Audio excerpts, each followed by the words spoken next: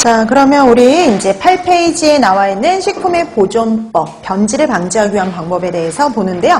자, 여기도 뭐 되게 막 자세한 건 아니고 정말 알아야 될 내용 위주로 간단하게 정리해 드릴게요. 자, 첫 번째, 탈수 건조법이죠. 그럼 우리 그냥 건조법 이렇게 말해도 돼요. 건조법. 자, 우리 건조법 하면은 말 그대로 식품 속에 있는 수분을 제거하는 방법이라고 생각하시면 됩니다. 그래서 식품 속에 있는 수분을 제거를 해주는데요. 보통 우리가 미생물의 증식을 억제하려면은요, 수분 활성도를 얼마 이하로 낮춰주면 되느냐 봤더니 우리 아까 가장 낮은 수분 활성도에서 생육이 가능한 게 내삼투합성 효모였죠. 그래서 0.6이었거든요. 그래서 수분 활성도를 0.6 이하로 낮춰줘서요. 미생물의 증식을 억제하는 방법이다 라고 보시면 돼요.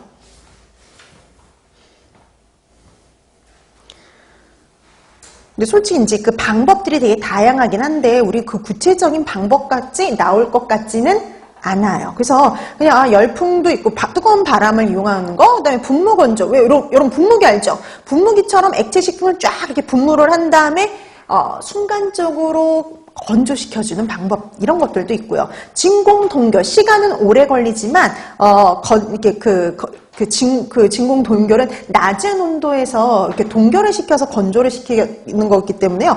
보통 고급 건조 채소들, 그 다음에 여러분 요즘에 그래서 어떤 것들이 진공 동결을 많이 이용하냐면 여러분 우리 인스턴트 커피요. 커피가 향을 그대로 갖고 있죠. 진공 동결을 했기 때문에 가능한 거예요. 그래서 여러분 거기 그렇게 되어 있어요. 진공 동결 건조법을 이용을 해서 건조한 거다 이러면서 거기 잘 읽어보면은요. 거기에 그런 내용들이 다 쓰여 있어요. 그럼 진공 동결법 이런 것들을 이용할 수도 있어요. 참고적으로 배건법이라는 것도 있어요. 이 배건법을 하고는요. 특유의 향미가 형성이 돼요. 이거 직접 가열해서 건조하는 방법인데요. 이거 가장 대표적인 게 뭐냐면 여러분 옥수수차, 보리차 같은 거 만들 때요. 여러분 보리차 같은 거 만들 때 보리를 막 어떻게 해요? 볶죠. 볶으면서 건조시키는 그런 것들이 바로 배건법이죠. 그래서 보리차, 옥수수차 특유의 향이 생겨버리는 거. 그게 바로 배건법이에요. 자, 그 다음에 두 번째. 이제 만약에 이제 이 식품의 보존법에서 나온다라고 하면 또 이렇게 나올 대표적인 것 중에 하나가 냉동법이죠. 왜냐하면 우리 흔하게 이용하는 것들이 보통 나올 가능성이 크죠. 자, 그러면 우리가 냉동법 온도를 낮춰서 보관하는 방법이죠. 그래서 우리가 냉장이나 냉동을 한다고 해서 미생물이 사멸되는 건 아니에요. 그쵸? 자, 하지만 우리가 이런 냉동을 이용하게 되면 미생물의 증식을 억제할 수가 있어요. 그래서 우리가 보통 10도씨 이하에서는 번식이 억제가 되고요. 억제가 된다는 건 천천히 일어난다는 소리예요. 영하 5도씨가 되면은요. 번식을 아예 못하게 막을 수 있어요. 우리가 균을 죽일 수는 없지만 아예 번식을 못하게 막을 수는 있습니다. 자, 그럼 이런 냉동에 제일 먼저 나온 게 저장이잖아요. 그럼 저장 같은 경우는 옛날에 사용하던 방식인데 아직까지도 이용되죠. 10도씨 전후로 우리가 굴이라든지 땅을 파가지고 우리가 그 식품들을 저장하는 방법들이에요. 자, 그래서 뭐 얘 같은 경우 고구마나 뭐 아니면은 무라든지 뭐 이런 것들, 생강이라든지 뭐 이런 것들을 보통 저장할 때 이용을 하죠. 지금도 시골 가면 이런 방법들을 많이 이용하고 있습니다. 자, 그 다음에 이제 우리 현장에서 많이 이용하는 게 바로 뭐예요? 냉장이죠. 보통 우리가 어떤 걸 냉장이라고 하냐면요. 0에서 10도씨 사이로 보관하는 게 바로 냉장이다. 이렇게 보시면 돼요. 자, 그럼 여러분들이 여기에서는 거기 뭐 어떤 식품을 몇 도로 이렇게 보관한다. 이것까지는 기억 못 하셔도 되고요. 여기에서는 그냥 냉장은 0에서 10도씨로 보관하는 방법으로 냉장의 원리를 기억해 두시면 돼요. 자, 여러분 냉장 어떤 효과를 가져올 수 있냐?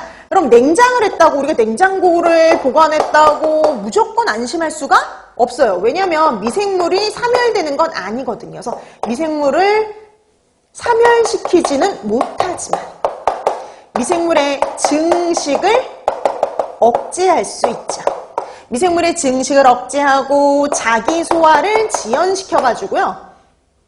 우리 보통 자기 소화 다음이 뭐로 이어졌어요? 부패로 이어지잖아요. 그래서 자기 소화를 좀 천천히 일어나게 시키고 그렇게 되다 보면 부패가 지연이 되는 거죠. 천천히 일어나게 되는 거예요. 그래서 미생물의 증식도 억제하고 자기 소화도 좀 천천히 일어나고 부패도 천천히 일어나게 해서 단기간 보존 기간을 연장시키는 방법이다라고 보시면 돼요. 그래서 얘는 뭔가를 다 억제하고 좀 천천히 일어나게 하지 절대 미생물을 사멸시킬 수는 없다라고 그렇죠. 그렇게 기억을 해두시면 돼요. 자, 그 다음에 우리가 냉동이 있습니다. 냉동.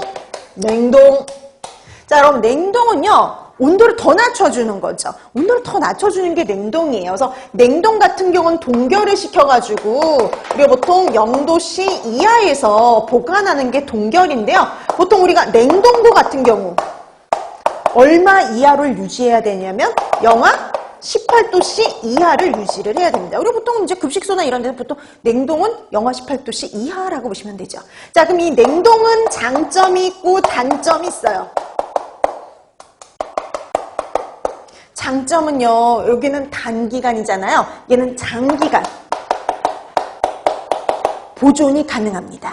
그러니까 장기간 보존할 수 있다라는 장점은 있어요. 근데 단점은 뭐냐면요, 식품 성분이 변할 수 있어요.